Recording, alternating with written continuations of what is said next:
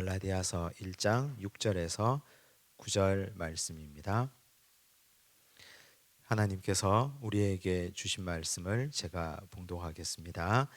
그리스도의 은혜로 너희를 부르신 이를 이같이 속히 떠나 다른 복음을 따르는 것을 내가 이상하게 여기노라. 다른 복음은 없나니 다만 어떤 사람들이 너희를 교란하여 그리스도의 복음을 변하게 하려 함이라. 그러나 우리나 혹은 하늘로부터 온 천사라도 우리가 너희에게 전한 복음 외에 다른 복음을 전하면 저주를 받을지어다. 우리가 전에 말하였거니와 내가 지금 다시 말하노니 만일 누구든지 너희가 받은 것 외에 다른 복음을 전하면 저주를 받을지어다. 아멘. 성경에 저주를 받을지어다 라는 말을 잘 찾아보기가 어려운데 오늘 우리가 읽은 이 짧은 본문에 두 번이나 나옵니다. 그것도 그냥 일반적인 사람이 아니고 우리가 깊이 존경하는 사도 바울께서 두 번이나 저주를 받을지어다 이렇게 반복하고 있습니다. 사실 막말로 치면 이보다 더한 막말이 어디 있겠습니까? 저주를 받을지어다. 그것도 성경에. 왜 사도 바울이 이렇게 화가 나서 저주를 받을지어다 라는 말을 두 번이나 했을까요? 이단 때문에 그렇습니다. 다른 복음 때문에. 바울이 1차 전도 여행을 통해서 이 갈라디아 벨트를 두루 다니면서 복음을 전합니다. 갈라디아서를 쓸 때 갈라디아라는 지역은 한 지역에 국한되어 있는 것이 아니고 두루 퍼진 지역이었습니다. 여러 도시들을 돌아가며 복음을 전했는데 그 지역을 갈라디아 벨트라고 부릅니다. 그곳에 가서 이 이방인들에게도 복음을 전하고 유대인들에게도 바울이 복음을 전했습니다. 이 바울의 복음의 핵심은 아주 단순합니다. 한 가지인데 우리가 구원받을 이름은 오직 한 분, 하나님의 아들 예수 그리스도밖에 없다. 이 한 가지입니다. 그러면 구원받기 위해서 어떤 조건이 필요하냐? 그 조건은 다른 건 없고 하나님을 아버지라고 부르고 예수 그리스도를 구원의 주로 인정하면 그뿐이다. 이렇게 말했습니다. 굉장히 쉽지 않습니까? 정말 그렇게 하면 내가 구원받을 수 있습니까? 사람들은 의아했습니다. 왜냐하면 그 전까지 구원이라고 하면 행위, 공로, 업적주의가 판을 치고 있었기 때문입니다. 유대인들은 계속해서 공적을 이야기했고 그리고 아브라함부터 흘러내려오는 할례를 받아야만 아브라함의 자손이 될 수 있다고 믿었습니다. 바울은 할례의 유무와 상관없이 아무런 상관없이 너희들이 헬라인이나 유대인이나 이방인이나 종이나 자유자나 남자나 여자나 아무런 조건 없이 다 그리스도 안에서 한 가족이요 한 형제요 자매라고 전했습니다. 그리고 이것이 복음이라고 말했습니다. 그래서 그걸 갈라디아 벨트를 다니면서 열심히 복음을 전하고 돌아왔는데 돌아와서 들리는 소문을 듣고 보니까 다른 복음이 그곳에서 퍼져나가고 있다는 소문이었습니다. 다른 복음이 무엇입니까? 그 갈라디아 벨트 지역에 유대인들이 와가지고 바울은 거짓 선생이다, 가짜다, 할례를 받아야만 구원받을 수 있다. 할례 받지 않고 구원받는다는 말을 어디서 들어봤느냐? 이렇게 해서 사람들의 마음을 흐트러뜨리고 있었습니다. 불안하게 만들고 바울이 가짜인가? 진짜인가? 사람들이 그때부터 혼돈스러워졌습니다. 그래서 바울이 이 성도들의 흔들리는 마음을 다잡기 위해서 아주 강력한 말씀을 전하는 것입니다. 이것이 갈라디아서입니다. 그래서 1장에 다른 복음을 전하는 사람은 저주를 받을지어다. 이렇게 강하게 두 번이나 말하고 있는 것입니다. 그렇다면 우리가 오늘 생각해 봐야 될 것이 다른 복음이 이단밖에 없을까요? 다른 복음이라고 표현했는데 우리가 너무나 명확하게 구별할 수 있는 이단도 역시 다른 복음인데 슬며시 들어와서 진짜인 척하고 교회 안에 또아리를 틀고 있는 무리들이 있습니다. 이 또한 다른 복음입니다. 복음을 위장하고 있는 물신숭배, 이거 다른 복음 아닙니까? 교회가 하나의 우상이 되어가고 있는 이 시대도 역시 다른 복음입니다. 사람이 교회의 주인 노릇하고 있는 것도 이것도 역시 다른 복음입니다. 전부 다 정말 순수한 복음 외에는 모든 것이 다 하나님 기뻐하시는 복음 외에는 다 다른 복음입니다. 우리가 지금 한국 교회사를 배우고 있지 않습니까? 교회를 통해서 정치적 목적을 달성하려고 시도했던 사람들을 보았습니다. 지난 시간에 공산주의자들을 보았습니다. 교회 안에 들어와서 세례받고 성도로서 다 살아가고 있는데 그런 자들도 다른 복음을 가진 사람들이었습니다. 교회 안에 문선명, 박태선 이런 자들만 다른 복음주의자가 아니라는 뜻입니다. 그래서 정말 순수한 복음으로 돌아가고자 하는 시도들이 이제 한국 교회 안에서 일어나게 됩니다. 예나 지금이나 교회에는 사실상 100% 순수함을 찾아보기가 어렵습니다. 그래서 오늘 우리가 함께 나눌 이야기 제 11번째 시간은 개혁운동과 이단 사상의 출현입니다. 이 제목을 이렇게 잡아둔 건 우리가 지난 시간에 배워온 이 배움의 연장선에 있기 때문입니다. 교회사는 하나의 스토리잖아요. 하나의 이야기의 스토리입니다. 그래서 이걸 내가 공부해서 외우고 복잡한 사람을 외우고 연도를 외운다고 생각하면 그때부터 만정이 떨어집니다. 공부하기가 딱 싫습니다. 그렇게 공부하지 마시고 그냥 옛날에 할머니들이 옛날 이야기 들려주듯이 그렇게 듣고 우리도 누구 앉혀놓고 옛날 이야기, 우리 한국 교회에 일어났던 이야기들을 풀어주시면 좋겠습니다. 한번 이렇게 거슬러 올라가서 교회에 복음이 들어오게 된 걸 한번 쭉쭉 맥을 짚어보겠습니다. 1885년도에 언더우드와 아펜셀러가 제물포항에 복음을 가지고 들어왔는데 이 조선의 기독교는 그보다 훨씬 이전에 하나님이 사랑하셔서 말씀을 주셨습니다. 의주 청년들을 통해서 로스와 의주 청년들을 통해서 성경이 번역되었습니다. 저 북쪽에서. 그리고 일본에서는 이수정을 통해서 복음이 번역되고 성경이 번역됐습니다. 참 신기한 일이죠.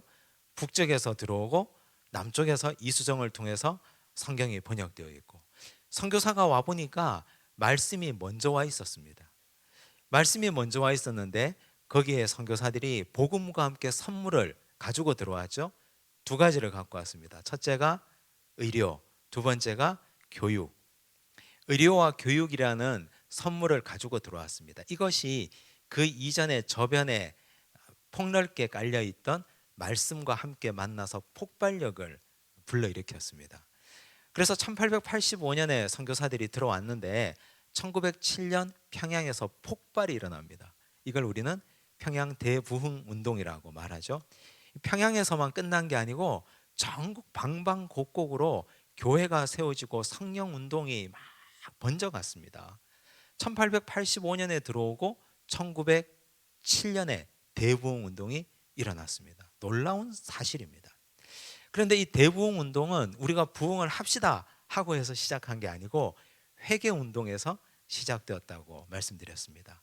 하나님 앞에 간절하게 회개하니까 이 회개가 놀라운 영향력을 발휘해서 부흥 운동으로 이어진 것이죠. 그래서 나중에 1912년에 총회가 설립됩니다. 총회가 설립되었다는 것은 전국에 교회가 엄청나게 많아졌다는 뜻이겠죠. 그래서 이 한반도에 교회로서의 네트워킹이 다 가능해졌습니다. 사람들의 영적인 에너지가 응축되었다가 밖으로 터져나오고 교회라는 조직의 네트워킹을 통해서 민족운동으로 승화되어서 나온 것이 1919년 3.1운동입니다. 그래서 3.1운동은 비폭력 무저항 운동의 발현이었고 그 근저와 배후에는 기독교 정신이 있다고 말씀드렸습니다. 그 3.1운동을 통해서 복음이 만천하에 전파되고 그리고 전 세계인들에게 복음으로 운동하는 것이 이런 것이라는 걸 보여줬습니다. 그런데 그 당시에 교회 안에 들어와 있었던 다른 복음주의자들, 교회를 통해서 나라의 독립을 도모했던 사람들은 3.1운동을 실패로 규정합니다. 결국은 성공하지 못했지 않느냐, 결국은 실패했지 않느냐, 이래서 교회를 폐기 처분합니다. 그리고 그들이 받아들인 것이 무엇입니까? 공산주의 사상입니다. 공산주의 사상과 손잡고 이제 한반도는 전국이 다 붉게 물들어가기 시작합니다. 아주 무서운 속도로. 그리고 나서 교회는 더 강력한 힘에 휩싸입니다. 외부적인 도전에 신사참배입니다. 이 교회가 한 마음이 되어서 이걸 이겨냈어야 되는데 이 목사들이 그렇게 강하지 못해서 오히려 신사에 가서 절하고, 그리고 일본 신사에까지 가서 절하는 어처구니 없는 일을 벌입니다. 그러면 교회 안에서 순수한 복음을 지향하고 살아갔던 성도들은 어떤 마음이 들까요? 이제 기댈 건 교회가 아니라 하나님밖에 없구나. 공산주의 사상에 내가 발을 담그지도 못하겠고, 교회는 완전히 의용단체로 전락해서 넘어가 버렸고, 이제 희망이 어디에 있습니까? 희망이 사라진 것이에요. 지금까지는 교회가, 지금까지는 목사님들이, 지금까지는 장로님들이, 교회 중직들이 교회 희망이라고 생각했는데, 그런데 이분들이 다 신사참배하고 있으니까 어디 가서 희망을 찾겠습니까? 그래서 이제 그 이후에 일어난 운동이 개혁운동입니다. 오늘 우리는 그 흐름과 연장선 가운데 있습니다. 이 흐름을 잘 기억하셔야 됩니다. 큰 흐름 가운데 오늘 공부를 시작하는 것입니다. 보십시오. 개혁운동은 이 두 가지 방향으로 가는데, 크게는 교회개혁 그리고 사회개혁. 사회개혁도 그 안에 두 가지 갈래로 나뉘어집니다. 농촌개몽 그리고 또 사회개혁, 이렇게 두 가지로 나뉘어집니다. 먼저 교회개혁을 보면 여러 가지 교회운동의 흐름과 방향이 있었는데, 그 중에 아주 대표적인 것만 우리가 함께 나누려고 합니다. 누구냐 하면 김교신의 성서조선 운동입니다. 이 김교신을 우리가 이야기하려면 먼저 이 김교신의 선생님을 알아야 됩니다. 이 선생님이 누굴까요? 일본 사람입니다. 우찌무라 간조, 들어보셨죠? 한번 보여주십시오. 이 우찌무라 간조라는 분이 김교신의 선생님인데, 이분이 일본의 정신이라고 불리는 사람입니다. 일본의 양심, 일본의 정신. 근데 사실 그 당시 일본과 우리의 관계가 굉장히 원수의 관계잖아요. 그런데 사실 이 일본이라는 곳에 우찌무라 간조 같은 선생님이 있었다는 사실은 놀라운 일입니다.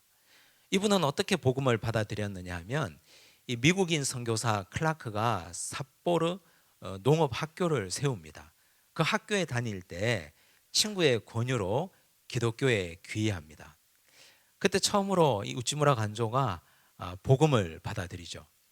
복음을 받아들이고 나서 첫 번째 만난 교회가 굉장히 중요합니다. 첫 번째 만난 교회가 이 목사의 자격, 또 목사의 이 위엄을 강조하는 교회가 아니었습니다. 굉장히 민주적인 교회였습니다.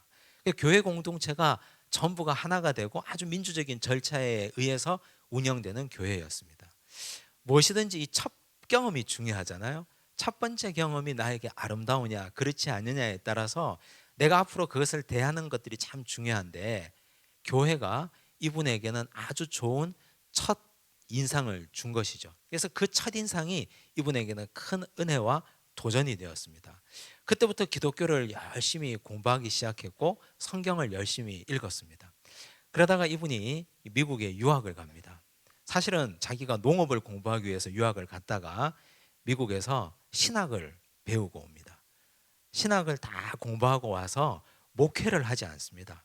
왜냐하면 목회를 하면 자기 스스로도 타락할까 봐, 교권주의에 빠질까 봐 목회를 하지 않습니다. 그러나 그는 철저하게 성경 중심으로 제자를 가르칩니다. 그런데 성경을 들고 제자를 가르치고 복음을 전하다 보면 제대로 복음 위에 선 사람은 일본의 천황을 받아들일 수가 없잖아요. 그래서 이분도 천황제를 반대했습니다. 그래서 천황을 옹호하는 무리들에 의해서 테러를 당합니다. 아내와 자녀들을 잃습니다. 그리고 일자리도 잃습니다. 그러나 그럼에도 불구하고 이분은 열심히 복음을 전합니다. 말씀을 전하고 복음을 전했습니다. 그러니까 이분은 오늘 우리가 볼 때는 많은 사람들이 무교회주의자로 이 사람을 그 틀 안에 가두어 버립니다. 그런데 사실 우찌무라 간조는 무교회주의자라고 보기는 어렵습니다. 왜냐하면 이분이 앞장세운 것이 성서였기 때문입니다. 철저한 성서주의, 우리 종교개혁주의자들의 구호 가운데 오직 성서로, 솔라 스크립투라, 이분도 역시 그랬습니다. 성서가 가장 기본이 되어야 된다. 성서 이외의 권위는 그 다음이고 또 그 다음이다. 교회는, 그리고 교회의 관습과 전통은 성서를 보강하고 그리고 성서를 뒷받침해주는 하나의 배경일 뿐이다. 교회가 성서보다 앞설 수 없다. 이걸 굉장히 강조했습니다. 그래서 이분에게서 배운 사람들, 이 제자들, 그 중에 한 분이 김교신이었는데 이분도 역시 그 흐름을 받을 수밖에 없고 배울 수밖에 없지 않겠습니까? 그 정신을 가지고 김교신은 돌아와서도 무교회주의 운동이라는 것을 하게 됩니다. 근데 사실은 김교신이 교회를 부정하거나 교회를 파괴하거나 교회 질서를 어지럽히거나 한 사람이 결코 아닙니다. 김교신의 내용을 한번 보겠습니다. 이분은 1901년에 함흥에서 태어났습니다. 함흥 농업학교를 마치고 일본에 건너가서 수학하다가 1920년 동양선교회 소속 성서학원 학생들의 노방전도를 통해서 복음을 받아들입니다. 후에 그는 다니던 교회가 분교가 일어나는 모습을 보고 기성교회의 회의를 느낍니다. 일본의 정신이라고 불리는 우찌무라 간주의 저서를 읽고 감명을 받습니다. 그리고 그에게 가서 직접 수학을 청합니다. 가르쳐 주십시오. 그리고 큰 은혜를 받고 열정을 가지고 돌아옵니다. 김교신이 애국 사상을 배우고 조국 조선을 사랑해야 한다는 사명감을 가지고 1927년에 귀국하죠. 그래서 이분은 학교에서 가르칩니다. 학생들을. 함흥에 와서 영생여자고보에서 교편을 잡습니다. 그리고 여러 학교를 옮겨 다니며 가르칩니다. 그 중에 이분이 가르친 제자 중에 아주 훌륭한 제자가 있는데 양정중학교 제자 중에 한 분이 송기정입니다. 송기정, 1936년 베를린 올림픽 마라톤 금메달리스트 송기정이 이 김교신의 제자입니다. 그래서 송기정 선생은 이 김교신을 자기 일생의 훌륭한 선생으로, 아주 탁월한 선생으로 따랐습니다. 김교신 얼굴 한번 보여주십시오. 이렇게 생겼습니다. 머리가 아주 짧죠. 머리가 아주 짧은 분인데 항상 이 스님처럼 거의 삭발에 가까운 머리를 하고 다녔다고 합니다. 그리고 이분은 일본에서 지리를 배우고 왔습니다. 그래서 지리 선생님이었습니다. 그래서 항상 이 세계 지도를 거꾸로 펴놓고 학생들을 가르쳤습니다. 왜 거꾸로 펴놓고 가르쳤느냐? 거꾸로 펴놓고 가르치면 한반도가 5대양 6대주로 뻗어나가는 항구처럼 보이기 때문입니다. 근데 세계 지도를 제대로 펴놓고 보면 한반도는 일본이 그렇게 말했거든요.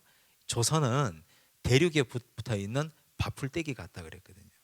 그래서 그걸 뒤집기 위해서 세계 지도를 항상 뒤집어 놓고 학생들을 가르쳤다고 합니다. 민족의식을 가르쳤고, 그리고 우리가 이 조선에 태어나서 살아가는 것에 대한 감사, 그리고 역사의식을 계속 학생들에게 가르친 사람입니다. 자, 그리고 우찌무라 간조의 문화생들인 함석헌, 뜻으로 본 한국 역사, 유명한 분이죠. 함석헌, 송두용, 유석동 등과 함께 성경 연구 잡지인 성서조선을 창간합니다. 이 김교신은 우찌무라 간조에서 한 걸음 더 나아가는데 자기 선생이었던 우찌무라 간조는 성서만 강조했습니다. 성서, 오직 성서. 그런데 김교신은 성서와 조선을 함께 강조합니다. 왜냐하면 그 당시 조선이 나라를 잃었기 때문에. 성서를 읽으면 조국을 사랑하지 않을 수 없고 성서를 읽으면 애국자가 되지 않을 수 없다. 그래서 성서조선이라는 잡지를 창간합니다. 제목에서 보듯이 그는 성서와 조선을 내세우며 성서를 통한 조선의 회복을 소망했으며 성서에서 보여주는 신앙의 모델을 찾으려고 했습니다. 이분의 가르침 가운데 교회는 없습니다. 왜냐하면 그 당시 교회가 신사참배 문제에 엮여 있었고 이분이 열심히 성서조선을 창간하고 열심히 독립운동을 하고 있을 당시에 교회는 서서히 타락해가고 있었기 때문입니다. 1919년 이후에 교회는 교권주의화 되어가고 있었고 교회는 권력화되어 가고 있었고 교회는 일제의 침탈에 서서히 문화통치라는 이름 하에 서서히 녹아들고 있었기 때문입니다. 그래서 이분은 기존 교회에서 희망이 없다고 여겼던 사람입니다. 그래서 성서와 조선만 강조했습니다. 자, 그러나 그의 스승 우찌무라 간조가 무교회주의자로 알려졌기에 김교신은 무교회주의자라는 비난을 받고 1932년 12월에 기존 교회 목회자들이 발행한 신문이죠. 기독신보 사설에서는 김교신과 그를 따르는 사람들은 이사벨의 무리라고 비난한 일도 있었습니다. 거의 이단 취급을 받았던 사람입니다. 그는 성서조선을 통해서 자신의 사관을 피력했는데 강력한 섭리사관을 피력했습니다. 그리고 이분이 성서조선에서 아주 유명한 사설이 있습니다. 그것이 조화라는 사설입니다. 1942년 3월에 조화라는 권두원이 문제가 되어서 폐간당하게 됩니다. 그리고 이 일로 감옥에 갇힙니다. 이 조화가 한자로 보시면 아시겠지만 개구리를 조문한다라는 뜻입니다. 개구리를 조문한다. 내용은 이렇습니다. 자기가 이 권두원 내용이 이래요. 자기가 어느 한 연못에서 놀고 있는 개구리들을 늘 관찰하고 있었는데 한겨울에 혹한에 개구리가 다 얼어 죽었다. 그런데 나중에 자세히 살펴보니 한두 마리가 아직 살아있구나. 전멸당하지는 않았구나. 이걸 권도원에 그냥 써놓았습니다. 이게 의미하는 바가 무엇이겠습니까? 조선의 죽음을 의미하는 것이죠. 교회의 죽음. 그러나 아직까지 살아있는 양심 지성들이 있기 때문에 완전히 전멸한 건 아니구나.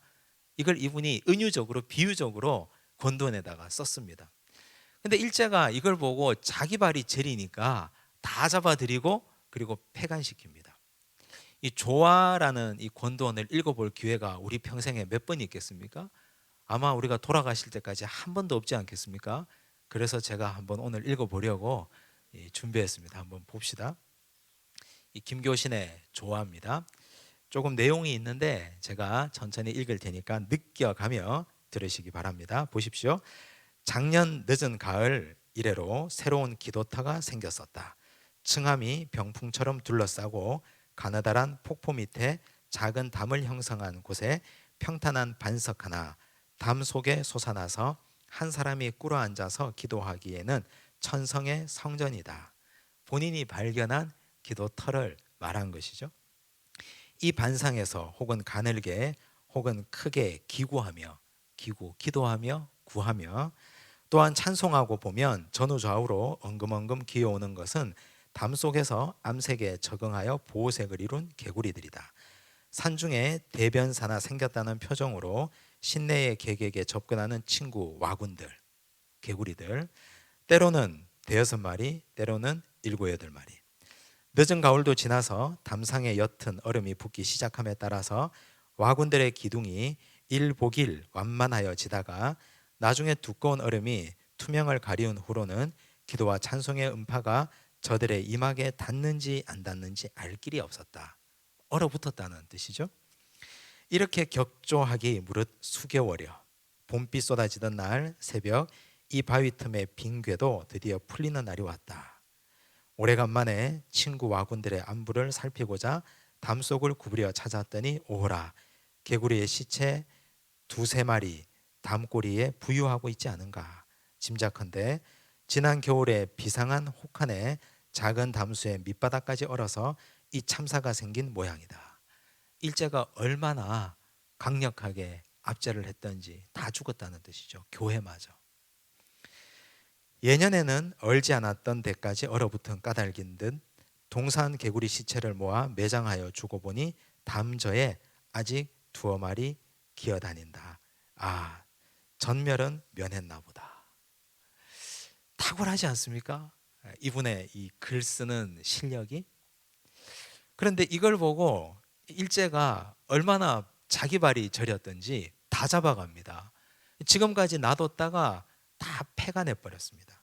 이때 잡혀간 분들이 김교신, 함석헌, 유달령, 유영모, 다석, 유영모 많이 들어보셨을 겁니다. 함석헌, 유영모 그리고 김교신까지 함께 투옥대에 옥고를 치렀고 1945년 4월 44세의 나이로 세상을 떠납니다. 광복을 약 4개월이 앞두고 세상을 떠났습니다.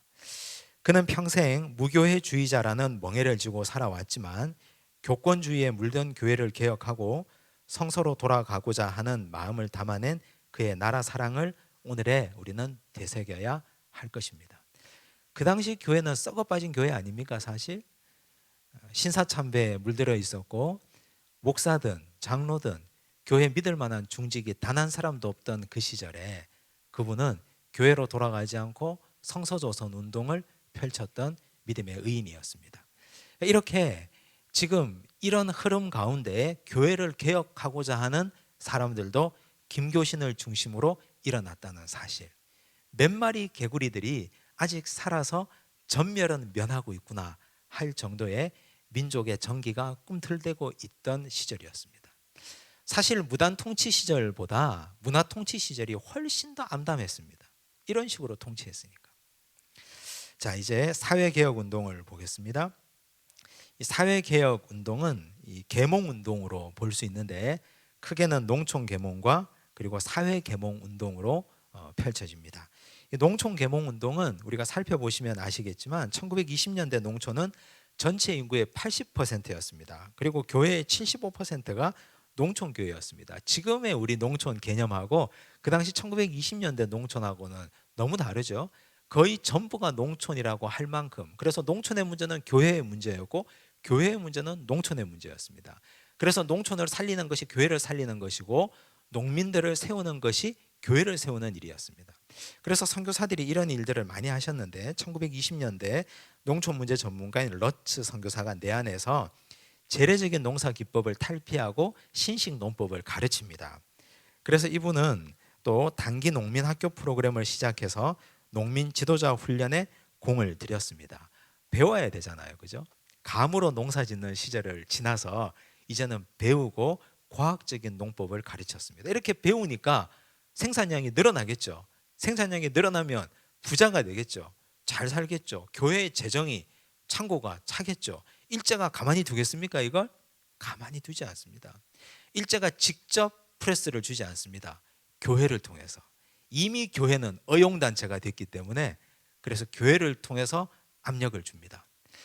총회사나 농촌부라는 것이 있었는데 총회는 그 농촌부를 해산해 버립니다.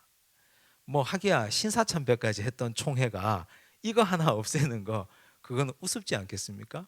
이런 식으로 교회를 압제했고 교회는 일제의 어용단체가 되어서 농민들의 삶까지 피폐하게 만들었던 시절입니다. 사회계몽운동을 보십시오. 자, 사회계몽운동을 볼 때는 우리가 한 단체를 살펴보셔야 됩니다. 1922년에 여자절제회를 창설합니다. 그 당시 조선에서 선교하던 여자 선교사들이 중심이 되었습니다. 절제회, 이름에서 아시다시피 보시다시피 아끼고 절제해서 우리나라가 잘 살도록 하자. 우리 지난번에 살펴본 것처럼 우리가 항의를 하는 데는 크게 세 가지 흐름이 있었는데 첫째는 비폭력 무저항, 두 번째는 무장 항쟁, 세 번째가 경제적 항일 운동입니다. 여기 절제는 경제적 항일 운동의 한 지류에 속하는 단체인데 여기에 회장에 초대 회장에 박인덕 총무의 정마리아가 선출됩니다. 박인덕 씨 한번 보여주십시오. 자, 여기 보시면 이 사진 자주 봤죠. 이 사진에서 가장 우리가 눈여겨 보실 분이 뒷줄 오른쪽, 맨 오른쪽에 계신 분이 유관순입니다. 근데 유관순과 함께 찍었던 사진인데 가운데 줄 머리가 툭 튀어나온 분이 박인덕입니다. 근데 박인덕은 1916년에 이화학당을 졸업합니다. 졸업하자마자 그 학교의 체육교사가 됩니다. 그리고 유관순을 가르치는 선생이 됩니다. 근데 1919년에 학생들과 함께 3.1 만세운동을 하다가 투옥되기도 했습니다. 이분이 1922년에 여자절제회를 창설하고 거기에 초대 회장이 됩니다. 근데 이분이 너무너무 안타까운 인생을 삽니다. 왜냐하면 1940년대 가서는 변절자가 됩니다. 제국의 앞잡이가 됩니다. 그래서 젊은이들을 전쟁으로 내모는 일에 앞장섭니다. 신문에 사설도 쓰고 논설도 쓰고. 그래서 이분은 평생 동안 믿음의 지조를 지키지 못했던 분입니다. 나중에 해방되고 나서 해방 이후에는 미 군정에 또 붙어서 생명을 유지하고 연장했던 분입니다. 그렇게 기억하시면 되겠습니다. 자, 그런데 절제회가 했던 일 중에 크게 두 가지 운동이 중요한데 첫 번째가 금주 운동, 두 번째가 금연 운동입니다. 금주와 금연. 절제회가 가장 역점을 둔 사업은 금주 운동이었고, 장로교 총회에서는 교인 중에 누룩 장사를 하는 사람이 있으면 해 당회가 권면하고 그 형편에 따라 치리하도록 권고했습니다. 그 당시 이 당회록을 보면 교인 중에 몰래 술 먹다가 걸리면 치리하는 일이 예사였습니다. 치리는 몇 가지가 있죠, 그죠? 그 몇 가지 중에 수찬정지, 나중에는 출교까지 있습니다. 그래서 그 당시 이 술에 대해서는 초기 우리 기독교에서는, 우리 한국 교회에서는 굉장히 엄격하고 심각했습니다. 저희가 지난 학기에 이 교리학교 할 때, 술과 기독교 할 때도 한번 본 내용인데, 그 당시 찬송가가 이런 찬송가가 있었습니다. 금주가 한번 보여주십시오. 1931년에 신정 찬송가에 금주가가 실려 있었는데, 저는 지금도 이게 좀 있으면 좋겠는데 찬송가가 바뀌면서 빠졌어요. 내용이 이렇습니다. 금수강산 내 동포여 술을 입에 대지 마라. 이 찬송가예요. 건강지력 손상하니 천치될까 늘 두렵다. 폐가 망신될 독주는 밭도 내서 마시면서 자녀 교육 위하여는 일전 한 푼 안 쓰려네. 옛날 남자들 다 그랬죠. 뭐 전국 술값 다 합하여 곳곳마다 학교 세워 자녀 수양 늘 시키면 동서문명 잘 빛내리.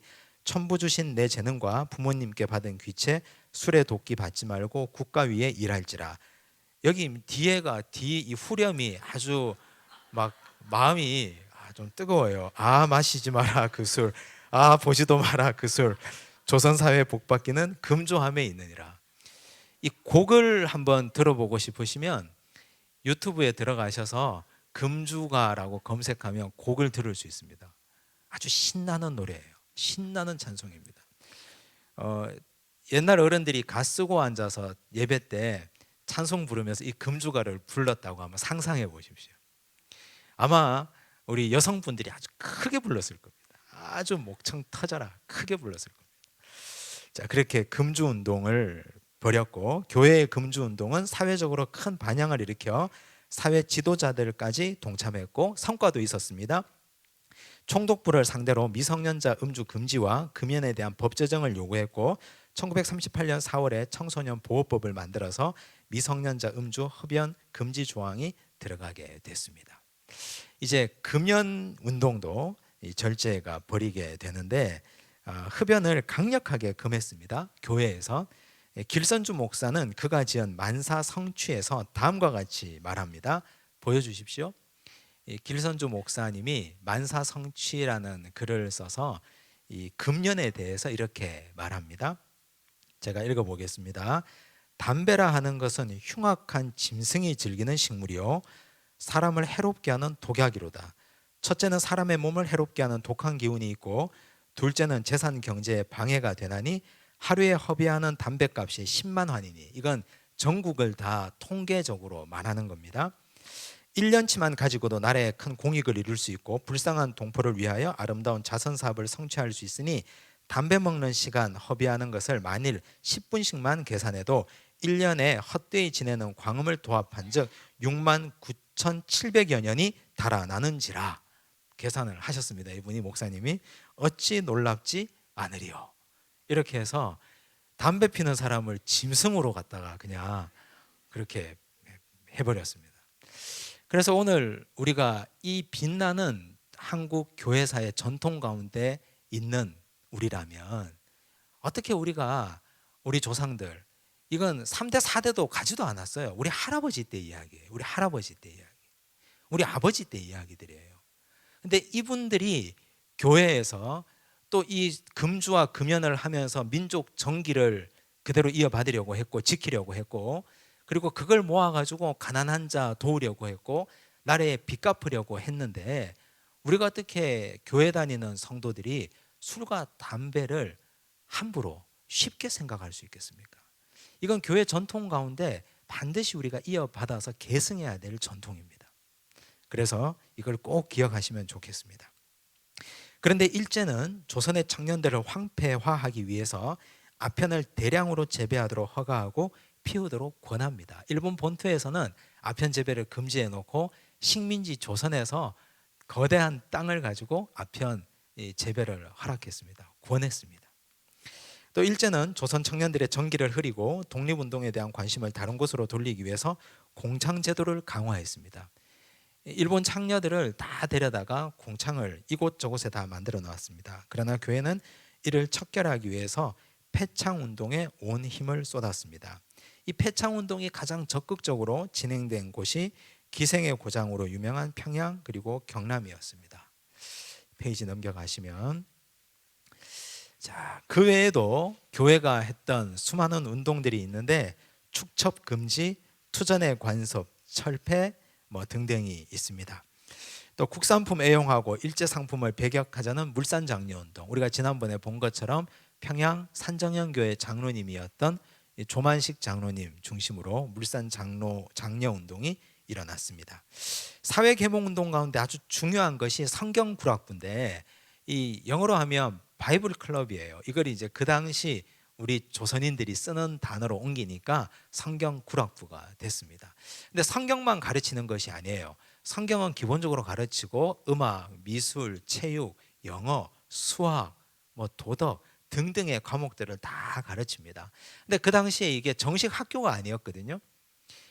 돈을 내고 학교를 갈 수 없는 사람들을 위해서 성경 구락부를 운영을 한 것입니다. 근데 이걸 아주 활발하게 하셨던 분이 킨슬러라는 목사님이셨어요. 선교사입니다. 한번 보여주십시오. 킨슬러라는 분인데, 이 학생들하고 1937년도에 장로의 신학대학 학생들하고 찍은 사진입니다.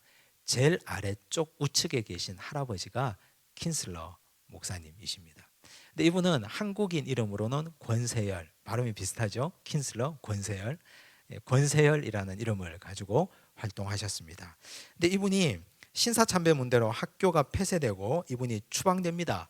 근데 추방되면 그냥 본국 가서 잘 먹고 잘 살면 될 텐데 다시 돌아와요. 또 와요. 왜 왔을까요?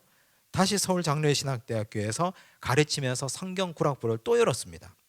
성경 구락부에서는 성경 이외에도 음악, 독서, 필기, 산술, 지리, 역사, 체육 등을 가르쳤고 1954년 해방된 이후, 전쟁이 끝난 이후입니다. 17개 지부 671개 성경 구락부로 늘어났고 학생은 약 7천여 명 이상이 공부합니다. 이렇게 많은 성경 구락부가 나중에는 정식 학교로 승격되고 그중에 약 40여 개는 기독교 학교로 계승되고 약 200여 개 이상의 기술 학교가 생겨나게 됐습니다. 놀랍지 않습니까? 교회에 대해서, 교회가 의용단체가 되고 교회가 신사참배 문제로 더 이상 희망이 없기 시작하자 하나님의 희망은 이제 평신도 성도들을 통해서 일어나는 거예요. 김교신 선생의 교회개혁운동, 그리고 농촌계몽운동, 사회개혁운동, 여성들이 앞장서서 술 먹지 맙시다, 담배 피지 맙시다, 외국인 선교사들이 성경 구락부를 통해서 이제 더 이상 교회는 믿을 수 없으니까, 교회가 더 이상 이 민족의 희망이 아니니까 이제 이분들이 가난하고 힘든 아이들을 모아서 성경 구락부를 결성해서 가르치기 시작합니다. 하나님의 놀라운 역사가 이렇게 이어지고 있습니다. 교회가 교권주의를 버려야 될 이유가 여기 있습니다. 하나님이 무슨 교회에 그렇게 목을 매시겠습니까? 교회가 교회답지 못하면. 예루살렘 성전 불태워버리는 거 보십시오. 유다 백성들이 제대로 신앙생활하지 못하고 제대로 살지 못하니까 하나님은 예루살렘 성전, 그 솔로몬 성전까지 다 불태워버립니다. 돌 하나도 도리에 남기지 않고 나중에 다 약탈당하게 합니다. 헤롯 성전까지. 로마인들에게 나중에 짓밟히죠. 그전에는 바벨론 사람들에게 다 짓밟히게 하고 그 안에 있는 그릇들까지 다 빼앗기게 만듭니다.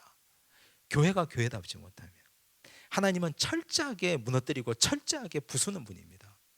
그래서 오늘 이 시대에 우리 안에 있는 다른 복음에 귀를 기울이면 안 됩니다. 깨어 있어야 됩니다. 목회자가 잘못 가면 성도들이 깨우쳐 주셔야 되고, 우리 중에 누군가가 잘못하면 권면해야 되고, 다른 복음에 물들지 않도록 하나님께서 원하시는 그 복음 안에만 제대로 거할 수 있도록 그렇게 말하고 그렇게 권면하고 순결한 교회로 하나님 앞에 제대로 서야 됩니다. 그렇지 않으면 하나님의 역사는 이런 식으로 흘러가게 되어 있습니다. 얼마나 역동적입니까? 얼마나 대단한 사람들입니까? 이단들을 보십시다.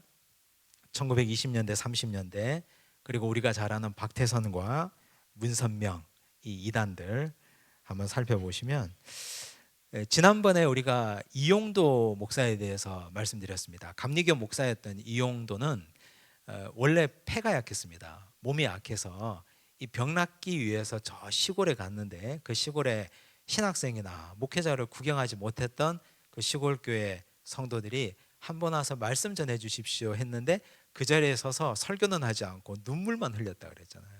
그게 은혜가 돼가지고 그때부터 성도들이 이분들을 모시기 시작합니다. 이용도를. 이용도가 잘하는 것도 있고 문제 있는 것도 있었어요. 근데 이분은 한번 요즘 말로 피를 받으면 3시간, 4시간, 5시간도 계속 설교하고 그런데 약속을 정했다가도 내키지 않으면 나타나지도 않습니다. 설교도 하지 않습니다. 가지도 않습니다. 이런 식으로 굉장히 자기중심적인 목회를 했던 사람입니다. 나중에 이단으로 정죄받죠. 이분은 귀신 들린 여자 유명화에게 엎드려 주님이라고 부를 정도로 말년에는 분별력이 없었습니다. 이용도 한번 보여주십시오. 이런 분입니다. 이분이 33살에 폐병으로 세상을 떠났습니다. 자, 그리고 유명화, 여기 귀신 들린 여자 유명화, 1927년 원산감리교회에서 예수가 자신에게 임재했다고 주장합니다. 사경회를 돌아다니며 예수의 모습으로 꾸미고 또 다른 여자들에게 강신극을 연출했습니다. 이 백남주 한준명이라는 사람은 유명화를 이용해서 평양 장로회신학대학교 후문 앞에서 중앙선교회관을 짓고 예수교회를 만들어서 사람들을 미혹했습니다. 계보를 보셔야 되는데 이용도 하나 동그라미 치고 이용도 아래 2단, 우리 한국교회 2단 중에 백남주, 여기 백남주 보이죠? 이용도 그리고 백남주, 여기 글자 보이죠? 이용도와 백남주. 이용도 그 아래에 백남주가 있습니다. 황국주는 어떤 사람이냐? 황해도 장현 사람인데 이 사람은 이렇게 이제 거짓말을 하고 다녔습니다. 백일기도 하고 난 뒤에 머리를 길러서 예수의 모습과 비슷하게 꾸민 후에 기도 중에 자신의 목과 예수의 목이 바뀌었다고 주장을 했어요. 황당하죠, 그죠? 근데 그런 주장을 믿는 사람들이 있다는 것이 더 놀랍습니다.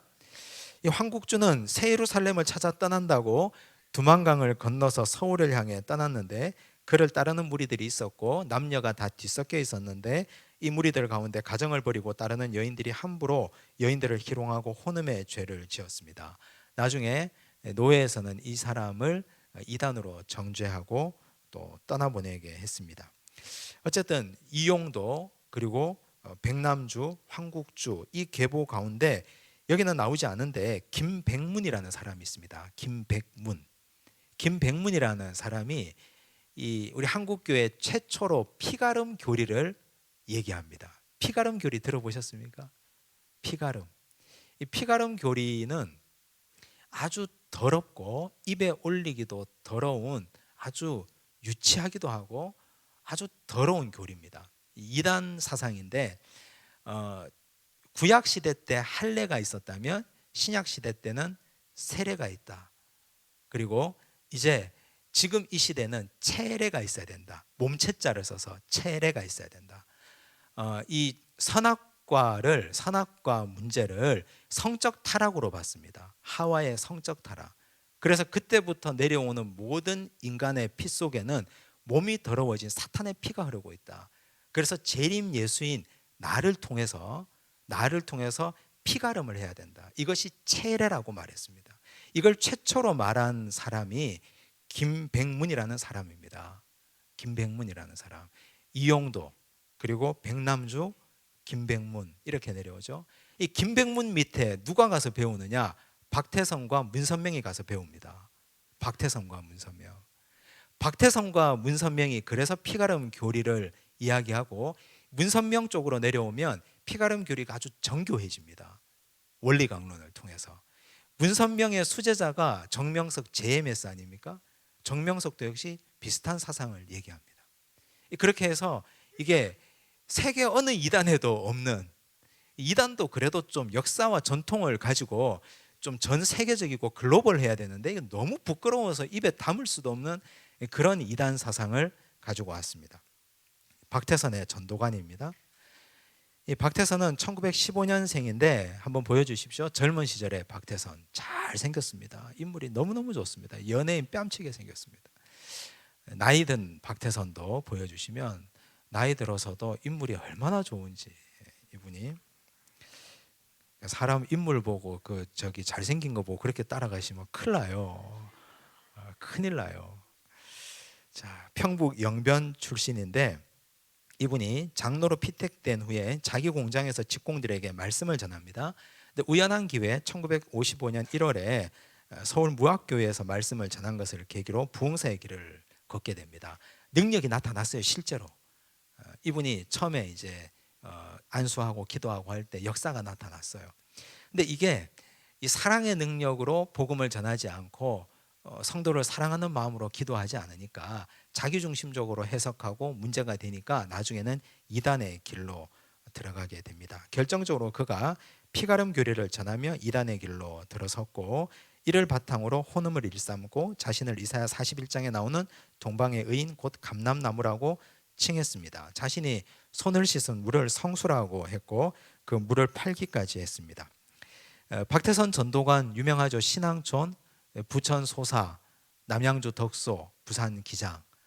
지금은 덕소나 또 소사는 다 재개발 지역으로 아파트가 다 들어섰고 기장 한 군데 남아 있을 겁니다.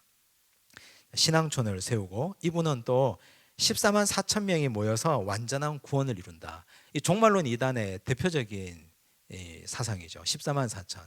계시록에 나오는 14만 4천을 숫자적, 문자적 숫자로 보는 겁니다. 이건 우리가 신약 개론할 때도 말씀드렸고 교리학교 할 때도 말씀드렸습니다. 14만 4천은 절대로 이건 14만 4천이라는 숫자로 봐서는 안 된다. 왜냐하면 예수님의 피가 14만 4천 명까지만 피의 능력이 있고 14만 4천 1명째부터 미안해, 내가 피가 떨어졌어, 내 능력은 거기까지야, 이런다면 우리가 예수의 피를 왜 믿겠습니까? 우리가 그런 예수를 믿어서 무엇하겠습니까? 줄 세우는 예수라면, 선착순으로 14만 4천 명을 줄 세우는 예수라면 그런 예수님은 믿을 필요가 없습니다.